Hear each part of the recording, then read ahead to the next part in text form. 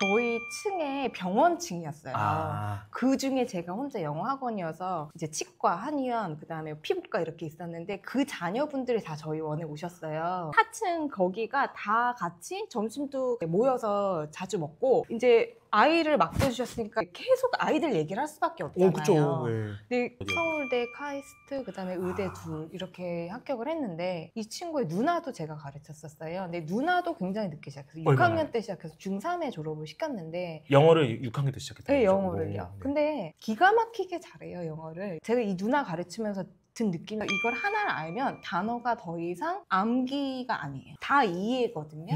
그리고 우리가 단어 공부할 때 같이 예시 문장을 읽어라. 아무리 말을 하지만 아이들이 절대 또 안 읽죠. 근데 이런, 이런 문맥 것들을 문맥 안에서 풀어줄 수 있는 것들이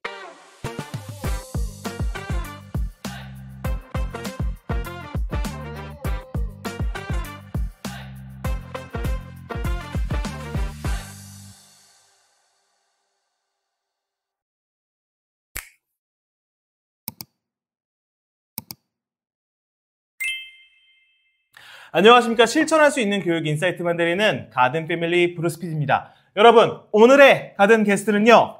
김 원장의 어원 365의 저자이신 우리 김수민 원장님을 모셨습니다. 안녕하십니까. 안녕하세요. 저는 김수민 원장이라고 하고요. 골라줄게 영어책과 케어스쿨을 운영하고 있습니다. 이전에는 분당에서 초중고 아이들 가르치는 영어 학원을 운영했었고 그 노하우를 통해서 여러 가지 활동으로 이제 좋은 정보 나누고 있습니다.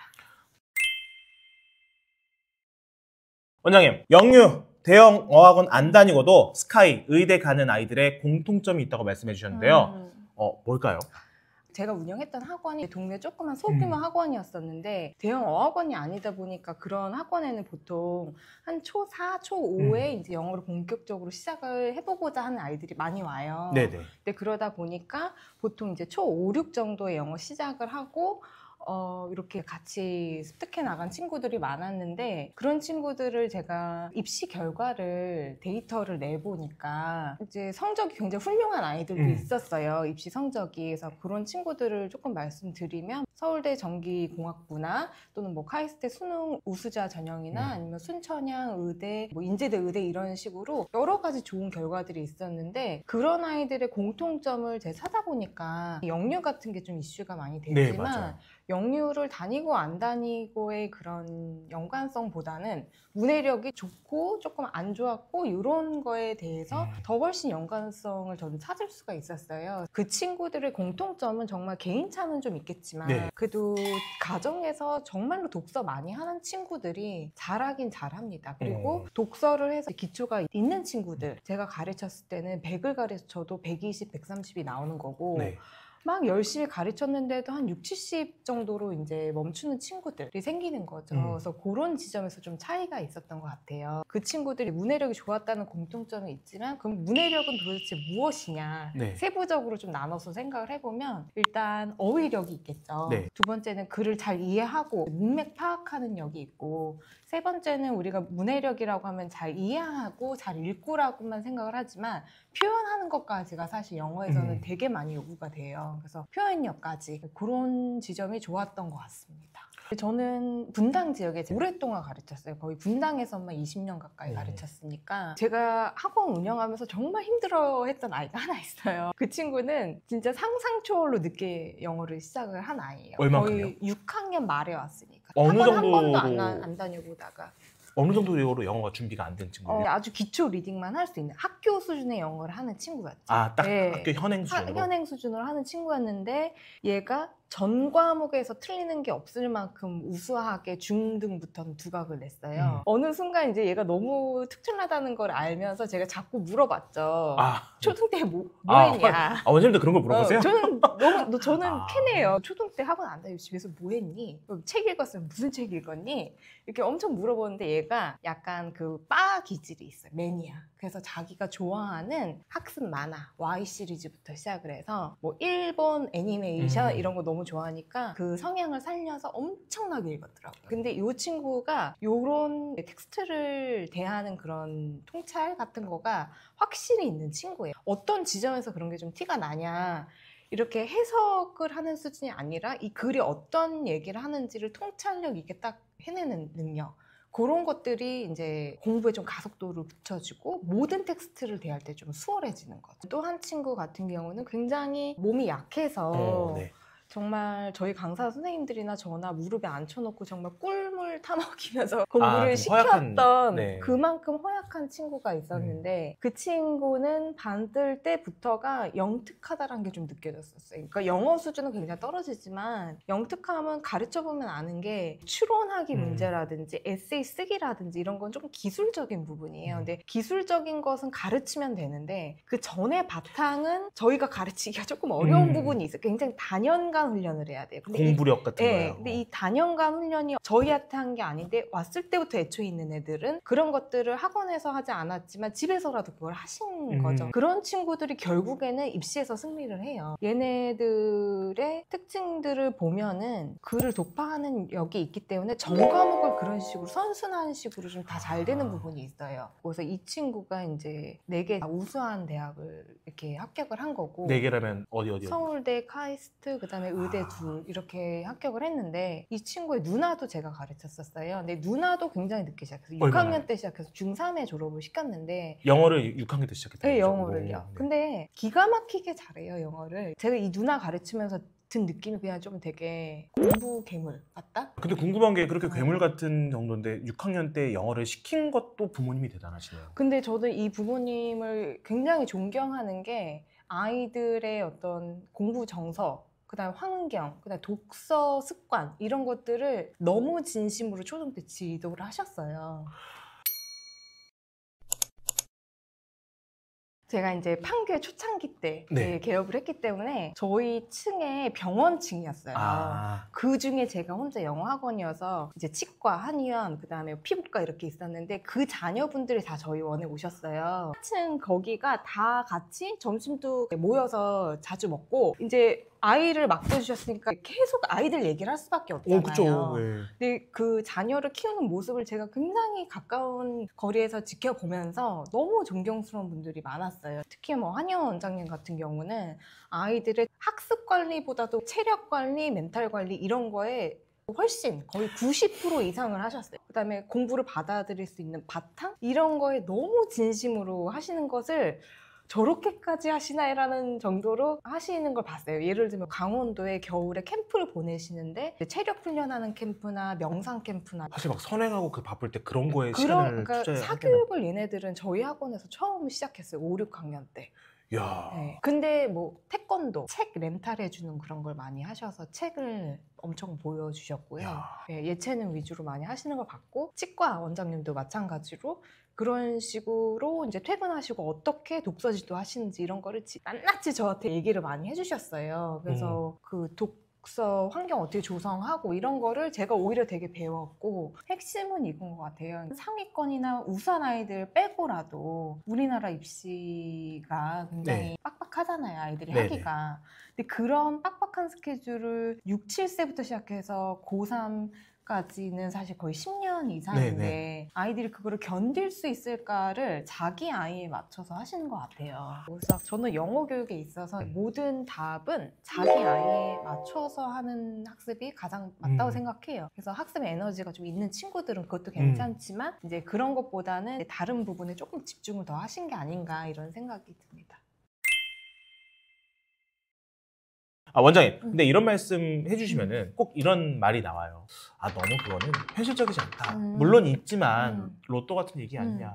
현실적으로 영어를 많이 했지만 중고등학교 때 무너지는 아이들이 태반인데 그런 일이 안 일어나려면 어떻게 해야 될까요? 저도 그 부분은 정말 이제 속상한 일이에요. 왜냐면 제가 컨설팅도 많이 하는데 컨설팅 진단지에 학습연차 적으라 그러면 뭐 6년차, 7년차 적으시는데 진단을 보면은 제대로 학습하지 않은 경우가 정말 한 10명 중에 7, 8분이시거든요. 그러니까 이게 잘 생각해 보셔야 되는 게 기준이 이게 노출을 하신 건지 학습을 하신 건지 일단 좀 아셔야 되고 노출이 열심히 된 친구들을 데리고 이제 학습을 좀 해줬을 때 이걸 얼만큼 과도기 단계에서 연계를 딱 잘해서 만들어주냐의 싸움이에요. 네. 잘 만들고 있는지를 점검을 해주셔야 돼요. 근데 이 학부모님들은 보통을 점검하실 때 우리가 소위 말하는 그 AR 점수 있잖아요. 그냥요. 렉사일. 그냥 AR. 렉사일, AR, SR 뭐 이런 것들을 많이 말씀하세요. 근데 AR 점수를 하도 저도 듣다 보니까 AR 점수를 저도 직접 테스트도 봐보고 어떤 시스템인지 많이 보는데 사실 중요한 게 문해력이라고 제가 많이 말씀드렸잖아요. 그러니까 문해력이라는 거는 분석력, 심도 깊은 이해력 이런 훨씬 더 다각적인 것들을 측정을 하는데 AR 점수는 그냥 단어의 뭐 개수나 문장의 길이 그 책의 난이도예요. 아이의 이해력이 아니라.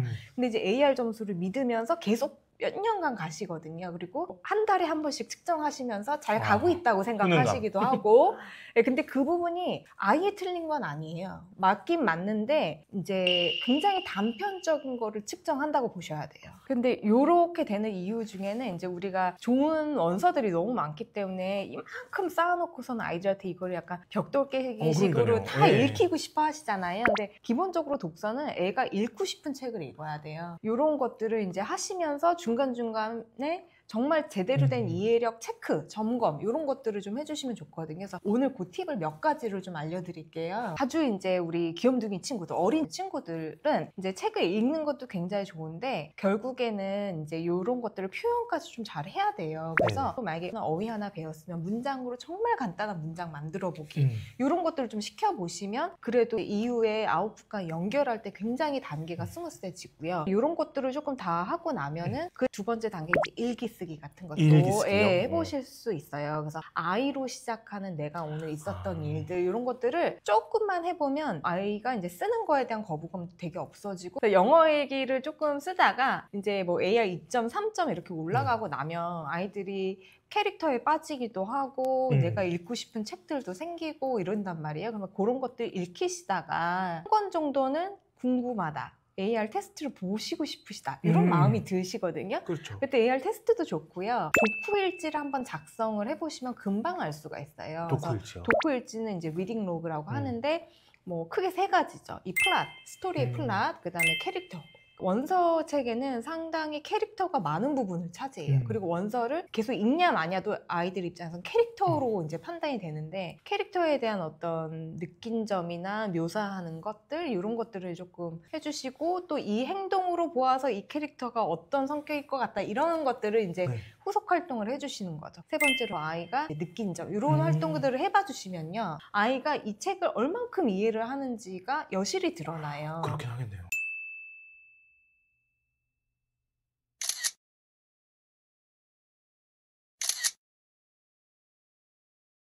그러면은 미취학 초등 저학년 같은 경우에는 이 독서 로그를 적어보라고 말씀해 주셨는데 중학년, 고학년은 좀 어떻게 좀 체크해 볼 수 있을까요? 비문학 읽기가 들어가잖아요. 근데 비문학 읽기를 얼마나 잘하냐가 또 이제 관건인데 비문학을 읽혔을 때 그냥 해석을 잘 해요, 아이들이. 네네. 근데 어른들도 마찬가지예요. 이 글을 읽고 나서 말로 해보거나 글로 써보거나 이렇게 했을 때 어느 지점에서 내가 잘 파악을 못했구나 이런 것들이 이제 알 수가 있어요. 그래서 비문학 읽기를 할 때도 단락별로 저는 요약하는 걸 굉장히 많이 시켜요, 아이들한테. 그래서 5단락이다 그러면 패러그래프 첫 번째 거가 어떤 내용이었다, 뭐에 대한 인트로덕션이었다 이런 식으로 영어로 써도 좋고 우리말로 써도 좋고 이렇게 해서 총정리를 해봤을 때 한 문장으로 쓸 줄 알아야지 비문학 지문에 대한 이해도가 굉장히 좋다고 볼 수 있거든요. 근데 이제 쓰기가 어려운 친구들은 말로 해도 좋고 근데 이런 거가 아주 훈련이 많이 되면요 그냥 글을 애초부터 그렇게 읽어버리는 수준까지 가는 거거든요. 근데 그런 부분이 중고등에선 되게 필요해요. 근데 사실 초등 부모님들은 정독의 중요성을 아시는데 중고등은 사실 시간 싸움이에요. 빨리 풀어야 되니까. 풀어야 돼. 시간 안에 풀어야 되기 때문에 또 속독도 되게 중요해져요. 점점.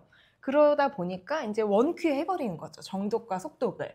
그러려면 이 요약하기가 단연간 훈련이 돼서 몸에 착 붙어야지 그렇게 글을 애초에 읽어버리는 훈련을 하는 거예요. 근데 이게 꼭 입시뿐만이 아니라 생활에서도 되게 요긴하게 쓰여요. 그래서 글을 그렇게 읽어버리기 시작하면 글을 잘 읽고 빠르게 읽게 되는 거죠. 그래서 이런 걸로 아이들의 이해도를 점검을 할 수가 있는데 사실 저는 이게 안 되면 문제를 풀리지 않았어요. 아이들한테 문제를 풀라고 그러잖아요. 근데 사실 이 훈련만 제대로 몇 개월을 해도 모든 문제를 풀 수가 있어요. 원장님은 또 늦게 영어를 시작했지만 결론적으로는 굉장히 좋은 결과를 낸 아이들도 많이 보셨잖아요. 네. 근데 뒷관적으로 궁금한 게 굉장히 현실적으로 이미 너무 늦게 시작했기 때문에 그 영어 어휘력부터 시작해서 차이가 많이 날 것 같거든요. 근데 이런 것들을 어떻게 극복했는지. 네. 늦게 시작했다고 해서요. 아무것도 안 한 게 아니에요. 그렇죠.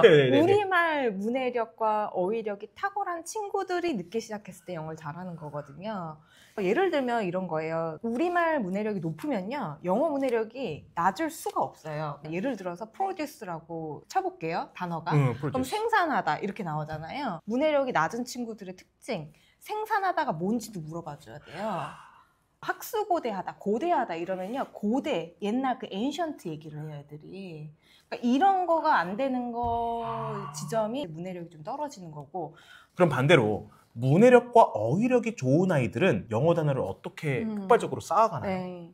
제가 굉장히 좋아하는 단어 공부법이 있어요. 네. 단어가 이제 보통 우리가 암기라고 생각을 하잖아요. 우리가 모든 영어 교육에서 궁금증이 있을 때 기본적으로 단어가 우리말로 생각하시면 진짜 편하거든요. 그런 좀 문해력이 좋은 친구들을 데리고 어원 공부법이란 걸 시켰을 때가 효과가 굉장히 폭발적이었어요. 어원 공부법이라는 것은 그 단어도 이렇게 단일어가 있고 합성어가 있어요. 근데 사실 단일어 같은 거는 우리가 뭐 초등 필수 영단어 몇백 뭐 이런 거가 사실 합성이 될 수가 없죠. 그냥 데스크 이렇게 딱 하나의 단어인데 합성이 되는 단어부터가 이제 조금 고급 어휘로 올라가요. 근데 그 합성이 되는 그 워드 파트들, 그 부분들을 떼서 조합의 원리를 알고 의미를 그 안에서 해석해내는 공부법이 단어 공부법이에요. 근데 그게 단어 따로, 문장 따로, 해석 따로가 아니라 단어 안에 사실 그 맥락이 다 들어가 있는 거잖아요. 어원은 하나를 알면은 굉장히 파생어를 많이 알기 때문에 이제 나비 효과 같은 거예요. 엄청 살이 불어나요. 그래서 그 어원 학습법은 이제 PD님한테 제가 말씀드리면 저는 어원 러버예요. 저 어원을 러버? 사랑해요, 정말로. 근데 진짜 느껴져요. 그냥 저희도 띄워드릴게요. 제 단어, 어원 러버. 네, 어원 러버 띄워주세요. 저는 저는 어원에 대한 강력한 확신이 있고 저한테 배운 그 초 5, 6학년들 특히나 상위권 아이들 무조건 어원 학습으로 저는 했어요. 근데 이 어원 학습법에 대한 정말 강력한 어떤 효과들 이런 것들에 대해서 아이들한테 최대한 많이 알려주고 싶었고 숫자 어원이 이제 가장 간단하죠.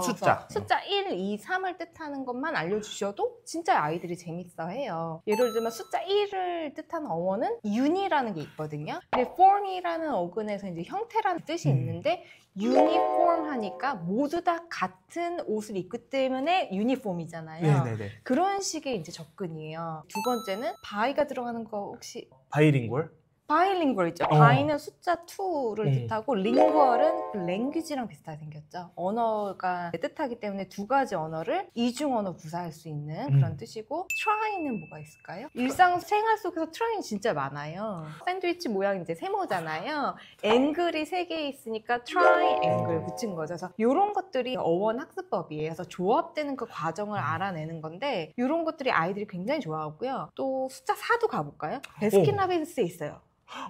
쿼터가 있죠.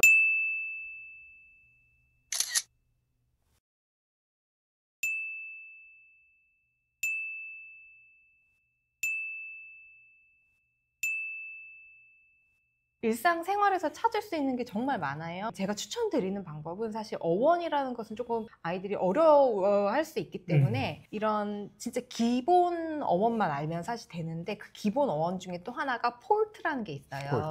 예, 폴트 들어간 거 혹시 생각나는 거 있어요? 사실 어원은 이미지랑 되게 긴밀한 연관성이 있어요. 그래서 이미지를 어떤 걸 상상을 하시면 되냐면요. 항구에서 짐꾼들이 짐을 이렇게 메고 있는 이미지를 상상을 하시면 딱 좋아요. 폴트? 네, 폴트 자체가 나르다라는 뜻이 있고 항구도 뜻하거든요. 트랜스포트. 네, 그래서 trans라는 건 change의 뜻이기 때문에 transport 하면은 뭐 환승하다 뭐 이런 바뀌다라는 뜻이 있고 우리 아이들이 해외여행 갈 때 이런 거 써주시면 좋아요. 공항을 airport라고 그러죠. 한국인 항구인데 항공에 뜻하는 그런 airport. 그 다음에 passport 마찬가지죠. port인데 pass 하려면 필요한 여권 passport. 이런 식으로 하실 수가 있고, 폴트가 이제 나르다의 뜻이기 때문에 짐을 나르는 것도 있지만 말이나 글을 나르는 것도 폴트라고 해요. 그래서 우리가 리포터라고 하죠. 네, 그래서 re는 again의 뜻이잖아요. 그래서 다시 글과 말을 나르다, report, 보고하다가 되는 거죠. 이런 식으로 파생을 많이 하잖아요. 이게. 네네네. 그래서 이걸 하나를 알면 단어가 더 이상 암기가 아니에요. 다 이해거든요. 그리고 우리가 단어 공부할 때 예문을 봐라, 같이 예시 문장을 읽어라, 아무리 말을 하지만 아이들이 절대 또 안 읽겠죠. 근데 이런 이런 것들을 문맥 안에서 풀어줄 수 있는 것들이 어원 공부법인 거죠. 그래서 이런 식으로 하면은 어원 학습의 이제 장점을 살릴 수가 있어요. 그래서 제가 어원 학습의 장점을 이렇게 많이 설명드렸지만 정리를 하면 첫 번째는 이렇게 이해를 하면 오래 기억한다는 장점이 있죠. 두 번째는 어떤 게 있을까요, 비디님? 오래 기억하고 확장? 네, 확장성이 엄청 좋아요. 그리고 저는 이게 제일 좋은 메리트라고 생각하는데요. 자신감, 모르는 단어를 만나도 유추를 할 수가 있다는 것들이, 그러니까 제가 공부했던 거를 생각해보면 내가 어원을 공부해서 뭐가 가장 좋았을까? 저는 근거 없는 자신감. 내가 모든 단어를 공부하지 않아도 문맥 안에서 얼마든지 어원에 대한 이해도가 있으면 추론해낼 수 있다. 저는 이게 가장 좋았거든요. 그래서 저희 아이들한테도 제가 항상 이런 이제 학습을 시킨 게 어원의 그런 장점들이 진짜 문해력을 키우기 위해서 링크되는 지점들이 상당히 많아요. 피님 제가 또 되게 재밌는 거 알려드리면은 이제 아이들이 정말 지겹게 못 외우는 단어들이 있어요. 뭐 respect, inspect 막 이런 건데 저는 이거를 가르칠 때도 스펙트라고 하면 사실 view, 보다의 뜻이 있어요. 그래서 스펙트가 view인 것만 하나만 알면 얼마나 많은 단어를 할 수 있느냐면요. respect 하면 여기 지금 막 공주님 이렇게 존경하는 그림이 있어요. 근데 re 하면 다시 again의 뜻이 있잖아요. 다시 봤네? 이 사람 다시 보네? 존경스럽다. 이렇게 이어서 스토리텔링처럼 해주시면 연상이 잘 돼요. 그리고 inspect, 보긴 보는데 in 하면은 안으로. 그래서 아주 자세히 들여다보기 때문에 검사하다가 되는 거죠. 네네네. 뭐 공항에서도 인스펙터 같은 것들도 이제 전미사만 붙이면 간단해지는 거고. 그 다음에 aspect 같은 거 사실 중등 필수 단어예요. 근데 에가 붙으면 향하다라는 어떤 방향의 뜻이 있는데 aspect 하면 우리가 양상 측면 이런 뜻이 있잖아요. 그런 측면에서 이렇게 기억을 하면 정말 잊어버릴 수가 없어요. 영어는 사실은 수능이나 어떤 입시 관점에서 보면은 포지션이 좀 낮아졌거든요. 사실 국어와 수학이 의대와 우리 스카이를 결정하고 영어는 이제 어떤 입시에서 굉장히 뾰족한 결과물을 내는 상황은 아니지만 이건 언어기 때문에 저는 이 언어를 얼마나 잘 구사하냐가 아이의 어떤 세상을 좀 풍부하게 어떻게 살 수 있게 해주냐를 결정 짓는다고 생각해요. 근데 이런 우수한 친구들의 부모님도 굉장히 그런 장기적인 관점에서 많이 바라보셨던 것 같아요. 그래서 그런 식으로 늦게 시작을 했지만 조금 또 더디지만 그런 부분에서 실망하지 마시고 오히려 고등 또는 대입 이후에도 아이들의 그 언어 공부에 경계는 없는 것 같아요. 그래서 늦게 시작을 하셔도 고등에서 이제 치고 올라오는 아이들의 모든 특징들은 이런 내공이 있는 거가 더 중요하기 때문에 이런 것들에 조금 더 힘을 써주시면 좋을 것 같습니다. 여러분 오늘 영상 어떠셨나요? 오늘 영상이 도움이 되셨다면 구독과 좋아요 부탁드리고요. 우리 원장님의 신간 도서 김원장의 어원 365에도 많은 관심 부탁드리도록 하겠습니다. 제가 봤는데 실제로 하루하루 보면서 이게 되게 재밌게 좀 학습이 되겠더라고요. 아이들한테도 좋겠지만 부모님들한테도 영어 학습에 도움이 많이 되시지 않을까 싶습니다. 원장님 오늘 귀한 시간 내주셔서 감사합니다. 네, 고맙습니다.